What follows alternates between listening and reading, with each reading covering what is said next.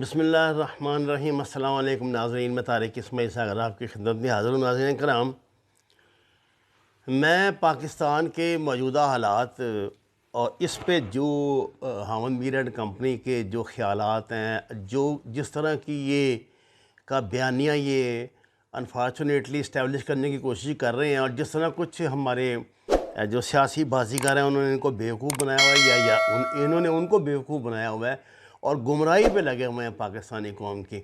میں تھوڑا سا ماضی کے حوالے سے آپ سے گفتگو کر رہا تھا کہ میر صاحب کو دھچکا پہنچانے والی جو سب سے اہم شخصیت ہے نا پاکستانی فوج کی، وہ تھی جنرل کیانی، جو 10 کور کے کمانڈر تھے۔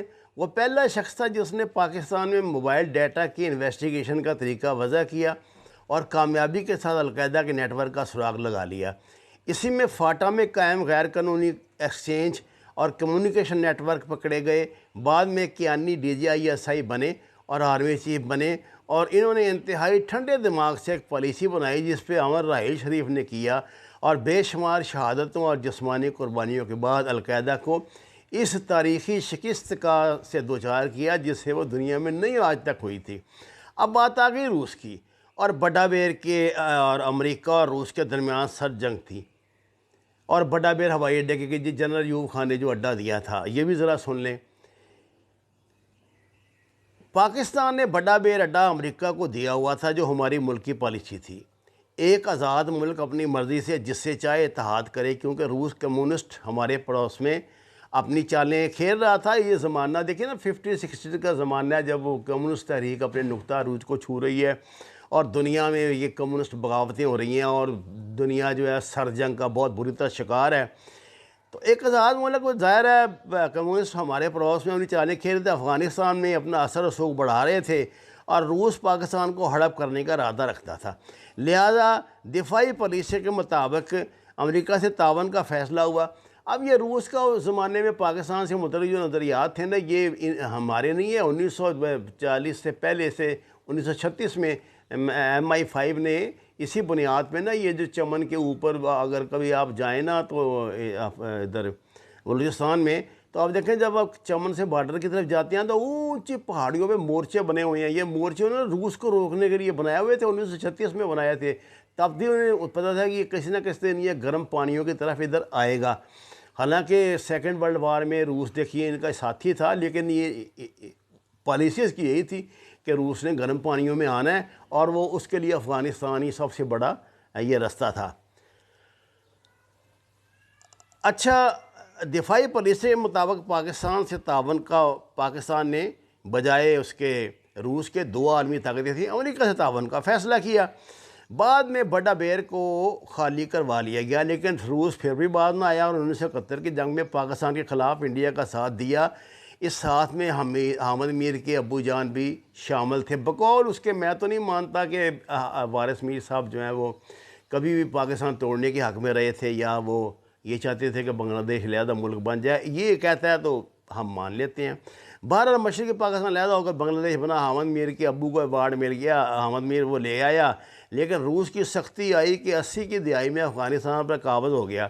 حامد میر اور اس کے دلال کبھی نہیں بتائیں گے کہ روسیوں نے افغانستان پر قابض ہونے کے لیے باقاعدہ حامد میر جیسے ایجنٹ تیار کیے تھے، اور اپنی آمد سے پہلے ان کے ذریعے افغانستان نے وہ ماحول پیدا کیا کہ افغان صدر کی لاش کھمبے سے لٹکتی رہی۔ روس نے تاشقند ریڈیو ٹرانسمیٹر پر ریڈیو افغانستان کابل کی پر فریکوینسی سیٹ کی اور اعلان کر دیا کہ کابل پر روس کا قبضہ ہو گیا ہے، حالانکہ اس وقت تک روسی افواج افغانستان میں داخل بھی نہیں ہوئی تھیں۔ اب کیا روس کی آمد کا مقصد افغانستان کے سنگلاخ پہاڑوں کی چوٹیوں پر بیٹھ کے دھوپ سینکنا تھا؟ روس کو افغانستان سے کیا مل سکتا تھا؟ ان کی ثقافتی یلغار تو افغانستان میں پہلے سے کامیاب تھی۔ روس کا افغانستان آمد کا مقصد گرم پانیوں کی بندرگاہ یعنی کراچی اور گوادر تک رسائی تھی، کیونکہ روس کا سمندر برفانی تھا اور روس کو سمندری ذرائع ابلاغ میسر نہیں تھے۔ لہٰذا پاکستان اور امریکہ کا دوبارہ اتحاد ہوا۔ جنرل اختر عبد الرحمن، جنرل ضیاء الحق اور بریگیڈیئر امیر سلطان المعروف کرنل امام شہید اور ازاں بعد جنرل حمید گل مرحوم کی کاوشوں سے افغانستان میں نہ صرف روس کو بدترین شکست ہوئی، بلکہ 15 ممالک وجود میں آئے۔ ان میں سے کم از کم 4 مسلمان ممالک ہیں۔ حالانکہ پاکستان نے اپنی ریگولر فوج افغانستان میں نہیں بھیجی تھی۔ حامد میر بتائے نا کہ دنیا میں کون سی ایسی ایجنسی ایسی فوج ہے جس نے کسی تیسرے ملک میں جنگ لڑ کر ایک سپر پاور کو 15 ٹکڑوں میں تقسیم کر دیا تھا، اور خود اس تیسرے ملک پر حملہ آور بھی نہیں ہوئی، نہ کھلی جنگ میں شریک ہوئی۔ پھر افغان طالبان کا دور آیا، انہوں نے القاعدہ کو پناہ دی، القاعدہ نے امریکی خواہشات کے عین مطابق امریکہ میں سول مقامات پر حملے کیے اور امریکہ کو افغانستان پر حملے کا جواز دیا۔ افغان طالبان پہلے ہی القاعدہ کے جھانسے میں تھے، لہذا امریکہ کو توقع تھی کہ پاکستان پر حملے کا بہانہ مل جائے گا، کیونکہ امریکہ پر ہونے والے حملے میں ایک بھی جہاز افغانستان سے نہیں اڑا تھا۔ حملہ آوروں میں سے کوئی بھی افغانی نہیں تھا، نہ افغانستان آیا تھا، نہ یہاں سے تربیت حاصل کی تھی۔ حملہ اور امریکہ کے فیورٹ سعودی عرب سے تعلق رکھتے تھے، تربیت انہوں نے امریکہ سے حاصل کی تھی، جہاز انہوں نے امریکی اغوا کیے تھے، اور اگر نااہلی تھی تو بھی امریکی خفیہ ایجنسیوں کی تھی، اور اگر ملی بھگت تھی تو بھی امریکیوں کی تھی۔ کیسے ممکن تھا کہ CIA اور دیگر امریکی انٹیلیجنس کمیونٹی کی مرضی کے بغیر یہ سب ہو گیا؟ خیر، امریکہ بہادر افغانستان آیا، اس نے کہا لو جی تھامس آیا، پھر یا اڈے دو یا جنگ کی تیاری کرو۔ مشرف نے سوچا اوکے اڈے دے دیتے ہیں، جنگ ہم نے ادھر کرنی ہے جدھر پچھلی بار کی تھی، لہٰذا امریکہ آ گیا۔ امریکی جرنیل آئے، انہوں نے مشرف سے کہا ہمیں تعاون چاہیے۔ مشرف نے کہا اڈے بھی لے لو تعاون بھی لے لو۔ انہوں نے کہا اڈے تو ہو گئے، تعاون کون کرے گا؟ مشرف نے کہا ISI لے لو، اور امریکیوں نے کہا ایک تو یہ ISI، کیونکہ وہ پہلے ڈسے ہوئے تھے نا اس کے، ISI والے لڑکے ہیں تھوڑے بڑے، دوسرے ہاتھ چلاک بھی ہیں، ہوشیار چلاک بھی ہیں، اور ہم ان سے نہیں کھیلتے، کوئی اور دو۔ مشرف نے کہا ٹھیک ہے، ہمارے پاس ایک چھوٹے لڑکوں والا محکمہ ہے MI، ان سے تعاون لے لو۔ انہوں نے کہا اوکے۔ مشرف نے MI چیف کو بلایا اور امریکیوں کے سامنے کہا لڑکے اپنے لڑکوں کو کہو امریکہ کی مدد کریں، ان کو مدد چاہیے، لہٰذا MI نے امریکیوں کی مدد شروع کر دی۔ امریکن گئے تو بڑے لڑکوں کا چاچا آ گیا، اس نے کہا سر جی ہم نے امریکیوں کی مدد کرنے کا سوچا تھا تو کیا بنا؟ مشرف نے کہا بھائی جی امریکی آپ سے مدد نہیں لینا چاہتے۔ چیف نے کہا پھر ہم کس کی مدد کریں؟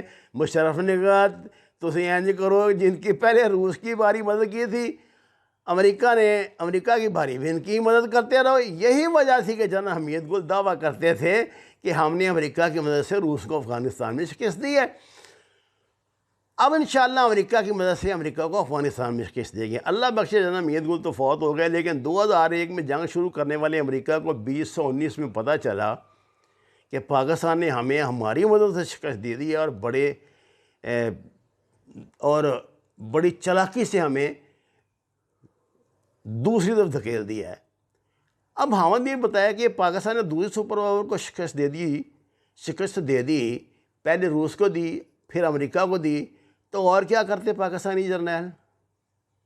اور تم ان سے کیا امید رکھتے تھے؟ اب یہ فرسٹریشن یہ ہے کہ امریکہ، انڈیا، اسرائیل نے القاعدہ، داعش، TTP وغیرہ کو کھڑا کیا، ان پر پیسہ خرچ کیا کہ پاکستان کو توڑنا ہے، لیکن پاکستان امریکی موجودگی میں نہیں ٹوٹا۔ اب امریکہ جا رہا ہے تو امریکہ جب کہیں سے جاتا ہے تو دامن جھاڑ کے سامان سمیٹ کے گند بکھیر کے جاتا ہے، یہ اس کی پالیسی ہے امریکہ کی، آپ کو پتہ ہے ہمیشہ سے۔ اب یہ جو بکواس ہے کہ یہ آخری مرحلوں کی پھڑپھڑاہٹ ہے، کیونکہ پاکستان عملی طور پر 1948 سے ہی حالت جنگ میں ہے، اور کبھی نہ کبھی کہیں نہ کہیں کسی نہ کسی سپر پاور کے ساتھ مل کر چلنا پاکستان کی مجبوری تھی۔ اب یہ پہلی بار ہے کہ اس وقت دنیا میں کوئی ملک بھی مکمل سپر پاور ہونے کی قابلیت نہیں رکھتا۔ جناب والا امریکی اندر سے ٹوٹ چکے ہیں، اور داخلی تنازعات، معاشی مسائل اور ٹرمپ کے پھیلائے نفرت کے گند کا شکار ہیں، تو روسی یورپ کے ساتھ آنکھ پھنسائے بیٹھے ہیں۔ نیٹو افغانستان سے نکل کر روس کی طرف جانا چاہ رہی ہے، اور امریکہ مزید کسی ملک پر فوجی حملے کا متحمل نہیں ہو سکتا، جبکہ افغان طالبان دوبارہ افغانستان میں غالب آ چکے ہیں۔ یہ وہ وقت ہے جو پاکستان جیسے ممالک کے لیے اچھا موقع ہے، یہی وہ وقت ہے جب حامد میر اور اس کا کچھ گروپ کسی طرف سے کوئی سپورٹ نہیں لے سکتا۔ اس لیے یہ فرسٹریشن اور بکواس قدرتی ہے، آپ جو مرضی ہو، امریکی افغانستان سے روانہ ہو تو 2-3 کام ہوں گے۔ انڈیا کشمیر میں تیاری پکڑے، اس کی سختی ہے۔ حامد میر اور اس کے دیگر سیاسی سماجی چور پاکستان میں تیاری پکڑیں، ان کی بھی سختی آ رہی ہے۔ حامد میر صاحب، لگتا ہے کہ آپ کو بات سمجھ میں آ گئی ہوگی۔ اب آپ ہاتھ پاؤں مار رہے ہیں، جو برا وقت آ گیا اس سے بچنے کے لیے، تو میرے بھائی اس طرح تو ممکن نہیں ہے۔ یہ تو اللہ تعالیٰ نے پاکستان کو، میں تو ہمیشہ کہتا ہوں یہ اللہ کا راز ہے، اس میں کیا حکمت ہے اللہ کی ذات کی، اس نے اس ملک سے کیا کام لینا ہے، ہماری تو کوئی اوقات نہیں ہے۔ لیکن ہم یہ بات جانتے ہیں، یہ بات آپ مجھے کہیں کہ میں جھوٹ بول رہا ہوں، کہ پوری دنیا میں آج بھی اگر یہ جتنی وہ جو ہوتی ہے ان کی فہرست جو بنتی ہے دنیا کی، نمبر 1 پہ جو ریٹنگ میں نمبر 1 ہے وہ پاکستان کی آئی ایس آئی ہے۔ کیا آئی ایس آئی کے پاس سی آئی اے جتنا پیسہ ہے، سامان ہے، وسائل ہیں، تربیت ہے، مساج جتنا ہے؟ ایک وقت میں ہم امریکہ، برطانیہ، انڈیا، معاف کیجئے میں تو ایران کا بھی نام لوں گا، اور اس کی اسرائیل کی دہشت گردی کا شکار ہیں، اور اس کو اس کو ان کو منہ توڑ جواب بھی دے رہے ہیں اللہ کے فضل سے۔ کوئی ایسی بات نہیں ہے کہ ہم نے چوڑیاں پہن لی ہیں بیٹھے ہوئے ہیں کچھ ہے۔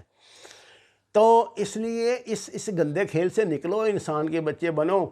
اب ہاتھ تمہارے کچھ نہیں ہے نا، صرف ذلت و رسوائی ہے اور کچھ نہیں ہے۔ یہ ملک انشاءاللہ قائم دائم رہنے کے لیے بنا رہے گا انشاءاللہ، تم دیکھو گے، تمہاری آنکھوں کے سامنے سب کچھ ہوگا۔ اس سے بڑی اللہ نے تمہیں کیا سزا دینی ہے؟ وَمَا عَلَيْنَا إِلَّا الْبَلَاغُ الْمُبِينُ۔ ناظرین کرام، قرآن اور نماز سے ہدایت حاصل کریں، ہمارے چینل کو سبسکرائب کریں، لائکس دیں، سچ کے سفر میں ہمارے ساتھی بنیں۔ آپ کا بہت شکریہ۔